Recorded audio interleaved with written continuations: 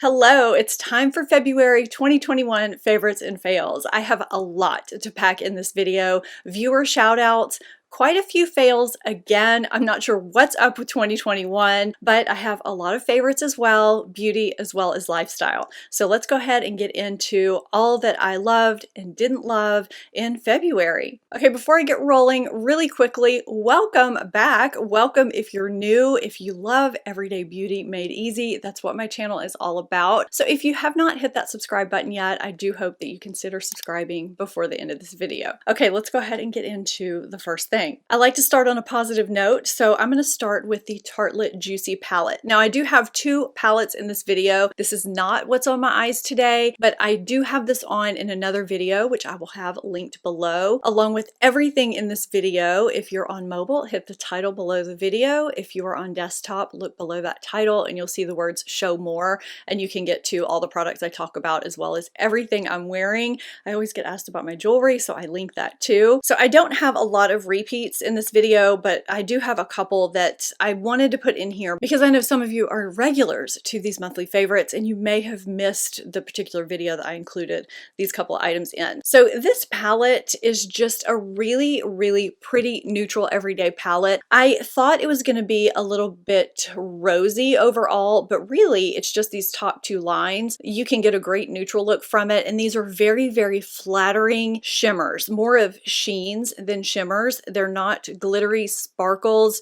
They're great for every day. They're not over the top. So if you're someone who wants to get into, a shimmer, but you're scared they're going to be unflattering, I really think you would enjoy this. I actually was going to skip this until I saw a Mel Thompson video where she ended up getting it and was comparing it to the Aspen Ovard palette that was discontinued, which I regretted not getting. And I'm really glad that I got this. So this had to go in this video. I think the packaging is cute and it's a useful everyday easy palette, and I'm all about that. I typically switch between two brushes for powder foundation or finishing powder. Both of them are from Sonia G. I haven't really found exact dupes for either of those brushes because they're just fantastic. For me, they've been completely worth the money. However, I do realize they're a bit pricey. Not everybody can afford them, and they're often out of stock. So I've been kind of on the hunt for an alternative, and I think I've found one that's actually, pretty good. This is the Sigma F85 Airbrush Kabuki brush. It's very soft, and because it's an airbrush Kabuki brush, it's got density to it, but it's not too much density like a foundation brush would be, but it's not too sparse either like a regular powder brush would be. It's really great if you want some coverage from powder foundation, or if you want to apply finishing powder over the top of your makeup, but you don't want to take off what's underneath, and it's really soft. I like the dome shape. So it is a nice alternative if you've been looking for one every time I show or shout out those Sonia G brushes. I think it's a good time to jump in with a fail because I have quite a few and I don't want to end the video with all the fails, so I like to intersperse them throughout. I don't think I have great hair. I mean, I like the color and I think it's healthy. I have a lot of fine hair and it can look limp if I'm not careful. I mean, I'm always tucking it behind my ear, partially because you guys like to see my earrings, but partially because it just kind of falls in my face if I don't. As many really nice hair compliments that I get, I'll have a couple people that are always fussing at me about my hair. So I have found some products that really work well for my hair, and one of them is a heat protectant, the Dry Bar Prep Rally. I've gone through numerous bottles of those, and I tried this Amica Brooklyn Bombshell Blowout Spray. It's supposed to be heat protectant and great for volume, and I had been using it pretty regularly as a substitute for the Dry Bar Prep Rally, just kind of on a whim, and I thought it was working great, but I realized every time I used it, I was really having to be kind of fussy with my hair. It was almost like it was giving me kind of flyaways and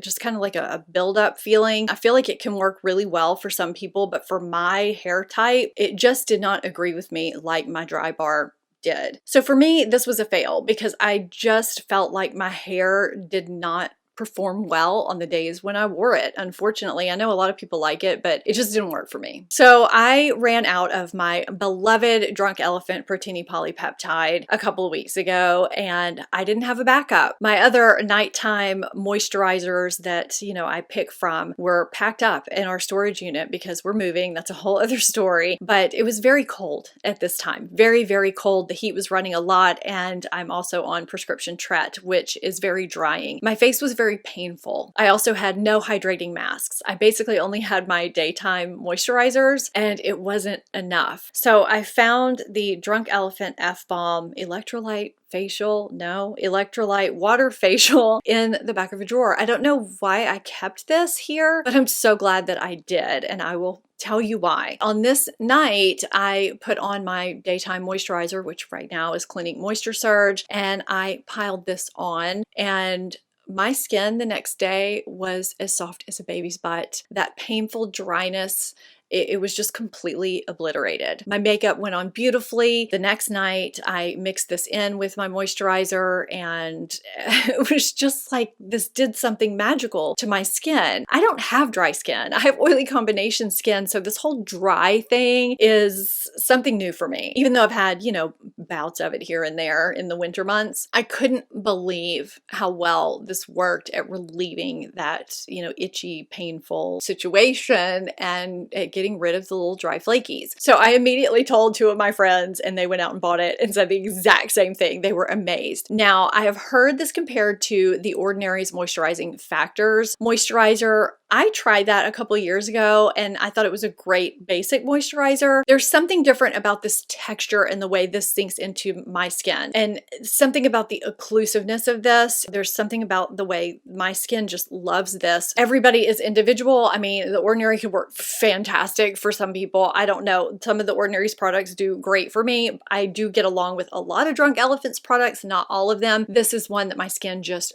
drinks up. I don't know why. I do know, you know, it's got that Drunk Elephant price tag, but for me, it's been worth it. And I'm pretty selective about what I put on my skin because it is so sensitive. So I am super impressed with this and kind of shocked at how well it worked. So that's my little story with this. I had to share it. This was the first item that I was, you know, gonna put at the top of my favorites list because of how well it worked for me. So Laura Mercier launched some spring blushes. There are 4 shades, and I love the shade Passion Fruit. I think it's absolutely beautiful. It is the shade that I have on today, and I don't feel like the lighting in here is doing it justice. This office, I feel like I can be a little washed out in here because of how I have to pump in light from this direction. I'll try and get a little bit closer and of course show you some swatches, but I mean, you know, just on my finger, I feel like you can kind of see just, I don't know how pretty that is. It's kind of a peachy coral, which I think is really, really pretty for spring. I'm going to swatch all 4 of these next to each other so you can see them. There is a subtle sheen to this, but no shimmer. And I feel like that's what makes it really flattering. So this is leading me into the rest of these. I have light, medium, warm skin tone, and I'm a big Laura Mercier fan overall, but I could not get the other 3 to show up on my skin tone. So you have Bellini, and then you have watermelon in the middle and guava over here. So if you have my skin tone or deeper, these are not really going to show up. Now she has deeper shades in her regular blush line. I mean, she works on celebrity clients and, you know, all kinds of people with different skin tones, but this spring line is not really made for people with deeper skin tones. Passion Fruit, like I said, was really pretty. I think if you have medium to lighter skin tones, it'll be beautiful on you. And the texture of her blushes are really, really pretty, but I would definitely hold off on these if you're my shade or deeper. I wish I had actually kept an official count of how many people asked me to try these new NYX Shine Loud lip colors, because I did that video on trying to find drugstore or less affordable dupes for the Chanel lip duos. So these have the same concept. They have the lip color on this side, and then they have the gloss on this side. So the concept of all of these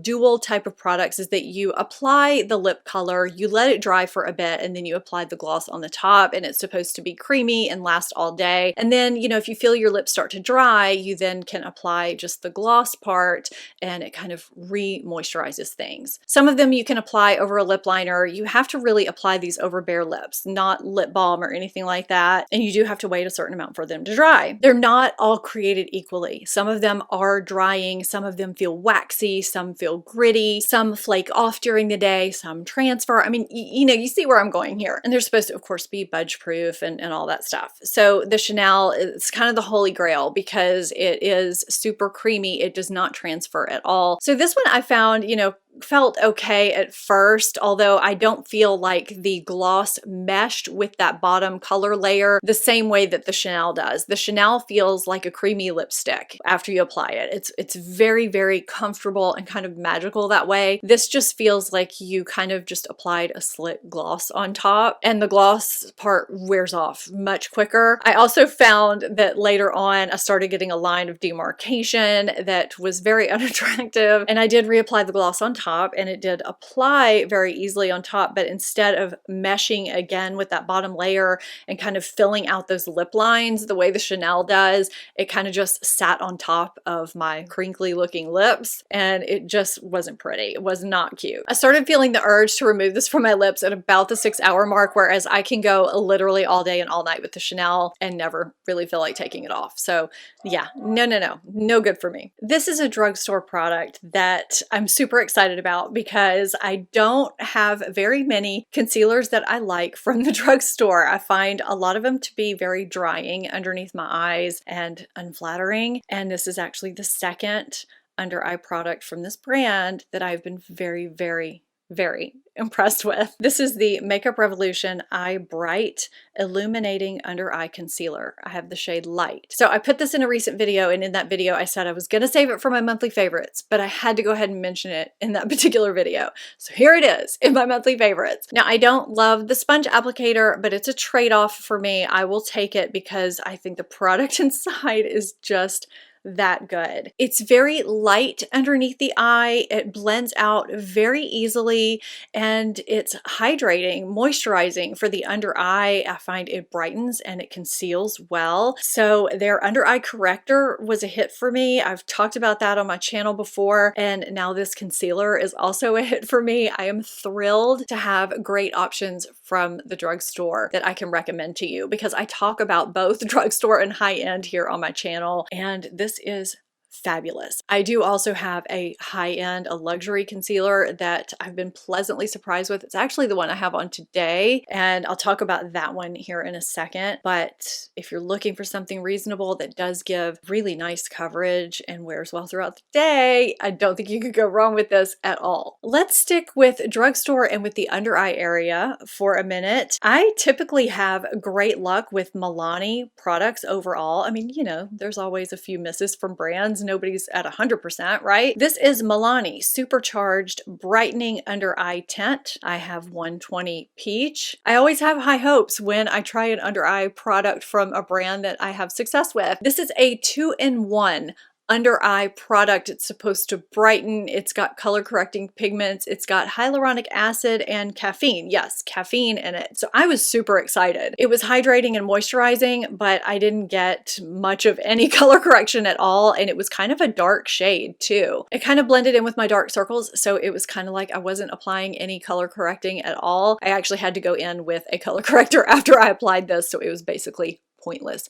Big fail from Milani. I'm hoping you can actually see the eyeshadow palette that I have on today and actually pick up on the shades, because it's actually got a little bit of a duochrome thing going on it. It's got some pink and some kind of peachy golden tones. I just don't know with this lens I'm having to use today. If you can, it's the new By Terry Paris Mon Amour palette. So if you've ever worked with By Terry shadows, you'll know what I'm talking about, but if you haven't, I hope that I describe these correctly, or the texture of them. So By Terry shimmers are some of the only shimmers that I ever would consider applying to my crease. I kind of feel that way about the Tarte Juicy palette. They're just very flattering sheens more than shimmers. They're just very age friendly, and you know, obviously that's important as we all get a little bit older. So I feel like sometimes when you look at By Terry palettes, it can be a little bit intimidating because there are some sheens in here, but they're so beautiful and creamy. This is a really pretty color scheme. It's neutral but a little bit different. You know, you've got this pink and then this kind of duochrome peachy pink gold, some taupes, this really pretty cranberry, coppery browns, taupey browns. You know, you have these pops of white. I would have liked to have seen more of a transition color in here rather than two of these light whites here. But I mean, you can use a blush or a bronzer instead. My liner is this brown here, and it worked beautifully. By Terry shadows are going to give you pigment,